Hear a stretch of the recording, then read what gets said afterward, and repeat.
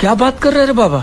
अरे पिछले महीना में 3,000 रुपया जमा कैले रही, अच्छा फिर 5,000 रुपया हो गईल।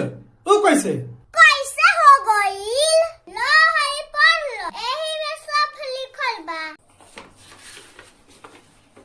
एग्जाम फीस, फंक्शन फीस, खेल कूद के फीस, ये फाइन क्वेश्चन मरले बना सब। ये तो गजबे बना सब भाई।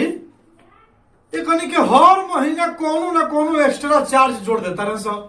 अरे हम पढ़ावे खातिर भेजता नहीं। अच्छा अब प्राइवेट स्कूल में नाम लिखावला के बाद भी तारा के हम अलग से ट्यूशन धरवले बानी।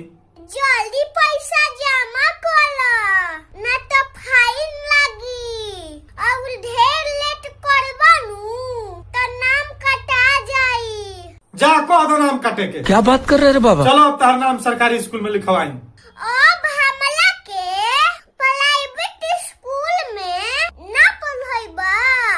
ना बेटा, कैसे पढ़ाई? 12,000 के नौकरी पर तारा के प्राइवेट स्कूल में हम कैसे पढ़ाई? उहो 12,000 रुपया कमाए खातिर दिल्ली बम्बे जाए के पड़ता। ओहो में 5,000 रुपया खोराकी गिर जाता, बचत तो 7,000 रुपया। अब तू ही बताओ कि 7,000 रुपया में हम घर चलाए कि तारा के प्राइवेट स्कूल में पढ़ाई? पापा, हमारा सपना बा डॉक्टर बने के। अगर हम सरकारी स्कूल में पढ़म तो डॉक्टर ना बन पाए। सरकारी स्कूल में बढ़िया पढ़ाई ना होला। तू कैसे जानता रू कि बढ़िया पढ़ाई ना होला? अर्चना दीदी बतावत रही कि बढ़िया से क्लास ना चलेला। सर जी खाली हाजिरी लगावे आवेला लोग, और दिन भर बैठ के बतकूचन करेला लोग। पापा, हमरा डॉक्टर बने के बा, हमार सपना न टूलो पापा। बेटा, ये संभव नहीं है।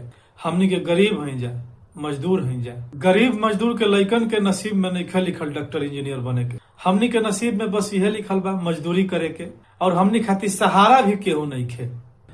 अगर हमनी के भलाई सोचे वाला केहू रहित तो सरकारी स्कूल के हतना खराब हालत ना रहित। सरकारी स्कूल में भी हाई लेवल के पढ़ाई होइत। गरीब और मजदूर के लइकन के इंजीनियरिंग और डॉक्टरी के पढ़ाई फ्री में करावल जाइत, बिना पैसा के। लेकिन ये संभव नहीं है बेटा। एह दुनिया में गरीब के दोस्त केहू ना होला।